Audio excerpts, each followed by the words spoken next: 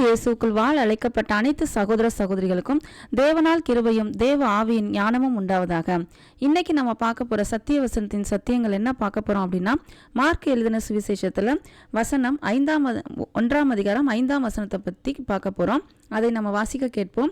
அப்பொழுது யூதாய தேசத்தார் அனைவரும் எருசலேம் நகரத்தார் யாவரும் அவனிடத்திற்கு போய் தங்கள் பாவங்களை அறிக்கையிட்டு யோர்தான் நதியில் அவனால் ஞானஸ்நானம் பெற்றார்கள். இந்த ஒரு வசனத்தை தான் இன்னைக்கு நம்ம பார்க்க போறோம். என்ன இதுல இருந்து நமக்கு சத்தியம் தெரியப்படுது அப்படின்னு பார்த்தோம்னா, இதுல யூதேயா தேசத்தார் எருசலேம் நகரத்தார் அனைவரும் என்ன பண்ண போறாங்க, பாவங்களை அறிக்கையிடுறாங்க. அதுக்கப்புறம் ஞானஸ்நானம் வாங்குறாங்க. எங்கே அப்படின்னா யோர்தான் நதியில. இதில் ஒவ்வொரு வார்த்தையும் நமக்கு ஏதோ ஒரு விஷயத்தை நமக்கு சொல்ல போகுது. அது என்னது அப்படிங்கிறதான் பார்க்க போகிறோம். முதல்ல யூதேயா தேசத்தார் எருசலேம் நகரத்தார், இதில் என்ன அப்படின்னு பார்க்கும்போது, அவர் பிரசங்கம் பண்ணுறத கேட்டுட்டு என்ன நடக்குது அப்படின்னு பார்த்தோன்னா, இவ்வளோ பேரும் என்ன வராங்க, அவர்கிட்ட வர்றாங்க. ஏன் அப்படின்னா இவர் தான் மெசியாவாக இருக்குமோ அப்படின்ட்டு ஒரு சந்தேகத்தில் அவரிடத்துல வர்றாங்க. வந்து சும்மாலாம் கிடையாது, என்ன பண்ணுறாங்கன்னா பாவங்களை அறிக்கையிடுறாங்க. பாவங்களை அறிக்கையிட்டு மனம் திரும்பி பாவங்களை அறிக்கையிட வர்றாங்க. அப்பனா இது என்ன வேலை அப்படின்னா, இதுதான் கர்த்தருக்கு வழியை ஆயத்தம் பண்ணுறது. அதாவது இயேசு கிறிஸ்து, ஆண்டவராகிய இயேசு கிறிஸ்து மெசியாவாக மீட்பராக வரப்போகிறார். அவர் வரும்பொழுது அவர் விலையேற பெற்ற சுவிசேஷத்தை, அதாவது வசனத்தை எடுத்துக்கொண்டு நமக்காக தேவனிடமிருந்து ஒப்படைக்க போகிறார். அது மட்டுமல்லாமல் அவருடைய தன்னுடைய இரத்தத்தை சிந்தி நமக்கு மீட்பை கொடுக்க போகிறார். இது ரெண்டும் கலந்து நமக்கு என்ன ஆகணும், நமக்குள்ள ஜீவிக்கணும். அவரை ஏற்றுக்கொண்டு அவருடைய வசனம் நமக்குள்ள ஜீவிக்கணும். இந்த மாபெரும் இந்த வேலையை நடக்க போகுது. இதை நடக்க போறதுக்கு முன்னால வழியை ஆயத்தம் பண்றதுக்காக தான் யோவான் ஸ்நானன் வந்திருக்காரு.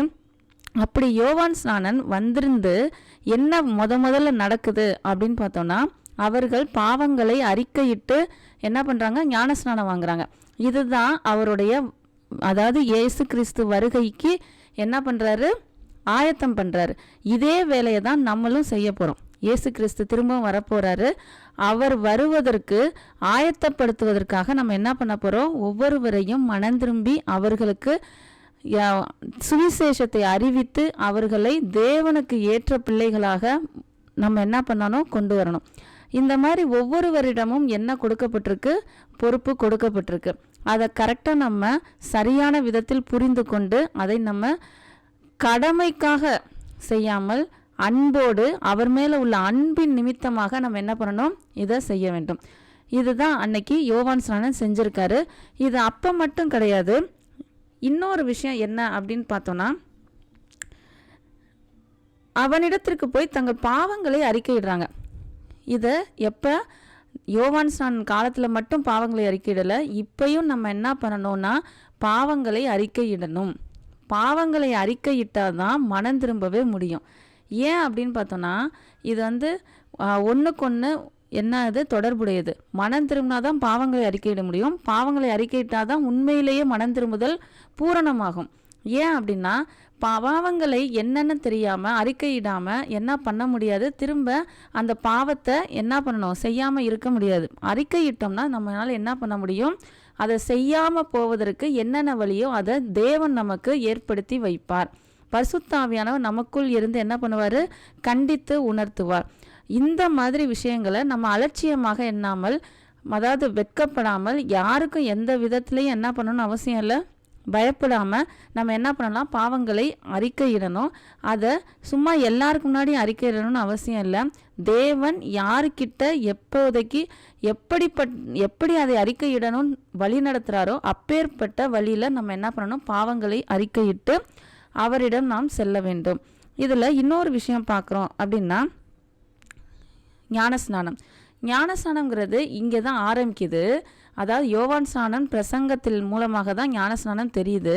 ஆனால் நம்ம பவுல் என்ன எழுதியிருப்பார் அப்படின்னா, இஸ்ரேல் மக்கள் மேகத்துக்குள்ளாவே அவர்கள் ஞானஸ்நானம் பெறப்பட்டார்கள் அப்படின்னு போட்டிருப்பாரு.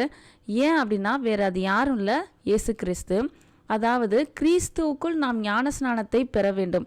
இவர் தான் சொல்லுவார், யோவான் ஸ்நானே சொல்லுவார், அவர் வரும்போது என்ன பண்ணுவார், பரிசுத்தாவினால் ஞானஸ்நானம் கொடுப்பான்னு போட்டிருக்கு.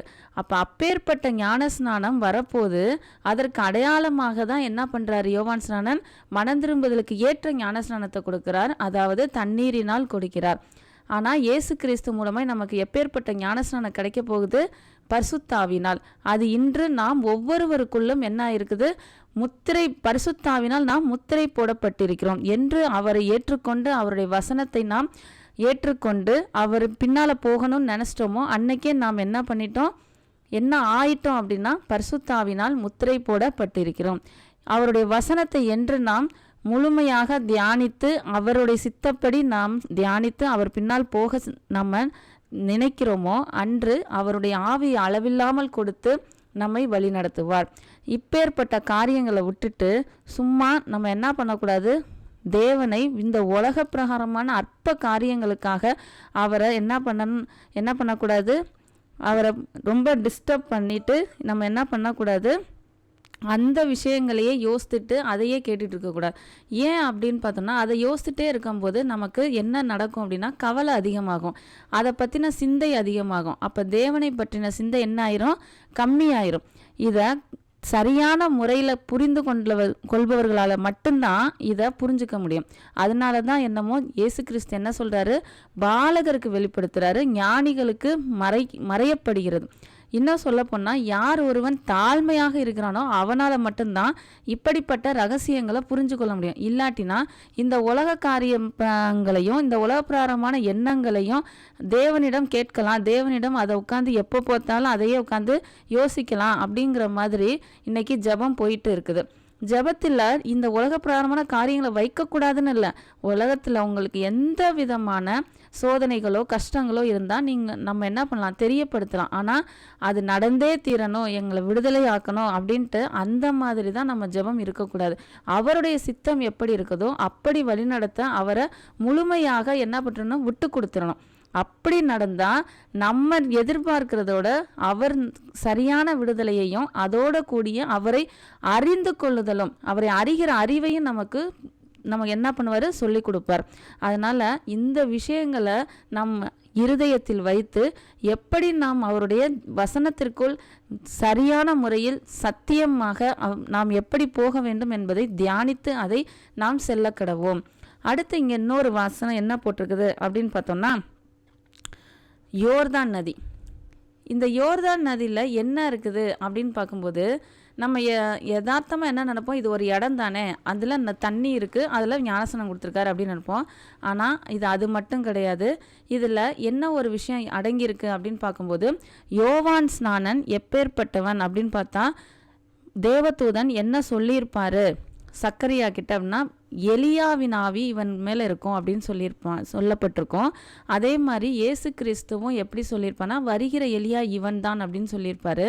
இந்த எலியா எப்போ மறைந்து போகிறார், எப்போ எடுத்துக்கொள்ளப்படுகிறார் அப்படின்னு பார்த்தோன்னா 2 ராஜாக்களில் 2ஆம் அதிகாரம் 6வது வசனம் பார்க்கும்போது அவர் ஒன்று சொல்லுவார்.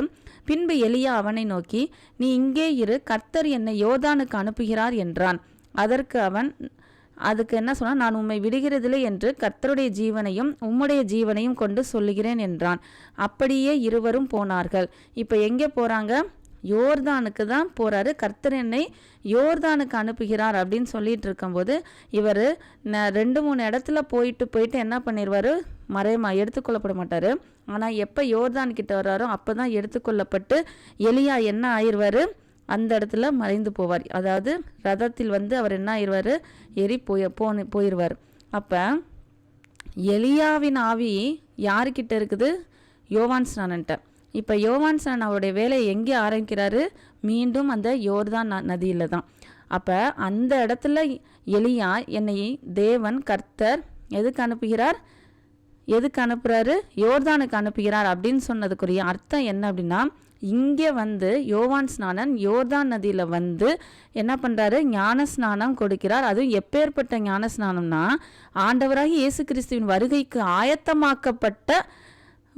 ஆயத்தமாக்கப்படுவதற்கு அவருடைய வழியை ஆக்குவதற்காக இவர் பல பேருக்கு பிரசங்கம் பண்ணி மனம் திரும்புதலுக்கு ஏற்ற ஞானஸ்நானத்தை கொடுக்கிறார். அப்பேற்பட்ட வேலையை செய்வதற்காக அன்று என்ன ஆயிடுச்சு? எலியா என்ன சொல்லியிருக்காரு? நான் யோர்தானுக்கு போகிறேன் அப்படின்னு சொல்லியிருக்காரு. அப்போ இந்த மாதிரி விஷயங்களை நம்ம ரெண்டையும் சேர்த்து வச்சு நம்ம சேர்த்து படிக்கும் பொழுது ஆண்டவராகிய இயேசு கிறிஸ்துவோடைய மகிமையும் தேவனுடைய கிருபையும் நமக்கு நல்லா தெளிவாக புரிய வரும். எல்லாவற்றையும் அவர் என்ன பண்ணியிருக்காரு, தெளிவாக அவர் யோசித்து தியானித்து சரியான முறையில் என்ன பண்ணியிருக்காரு, பிளான் போட்டிருக்காருன்னு சொல்லலாம். அந்த அளவுக்கு அவருடைய சித்தம் எந்த அளவுக்கு உயர்ந்ததாக இருக்குது அப்படின்னா, பல வருடங்களுக்கு முன்னாடியே எப்படி அதை சரியான பதத்தில் செய்யணும், இங்கே எப்படி அது நிறைவேறுது அப்படிங்கிறதையும் நமக்கு காண்பித்து கொடுக்கிறார். அப்போ இந்த ஒவ்வொரு வசனத்துலையுமே, இந்த ஒரு வசனத்திலேயே ஒவ்வொரு வார்த்தையும் நமக்கு தேவனுடைய சித்தமும் அவருடைய அளவில்லாத அன்பும் அவருடைய அறிவு, அவருடைய ஞானத்தை எந்த அளவுக்கு நம்ம புரிந்து கொள்ள முடியும்னா அந்த ஒரு வசனத்திலே நமக்கு புரிந்து கொள்ள முடியுது. இயேசு கிறிஸ்துவை வைத்து நம்மை மீட்பதற்காக இவ்வளோ பெரிய சித்தத்தை நமக்கு ஏற்படுத்தி இருக்கிறார்.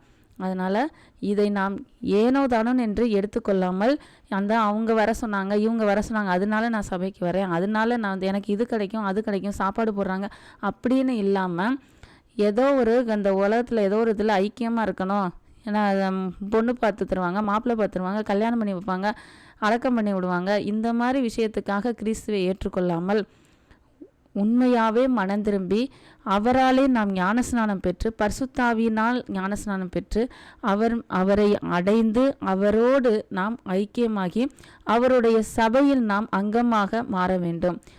இந்த வசனத்தை நாம் இவ்வளவு தூரம் நம்ம இந்த அளவில் நம்ம இப்போதைக்கு புரிந்து கொண்டோம். இன்னும் வரும் காலங்களில் தேவன் எப்படி வெளிப்படுத்த சித்தமாக இருக்கிறாரோ அப்படி அதை நாம் புரிந்து கொள்ள வேண்டும்.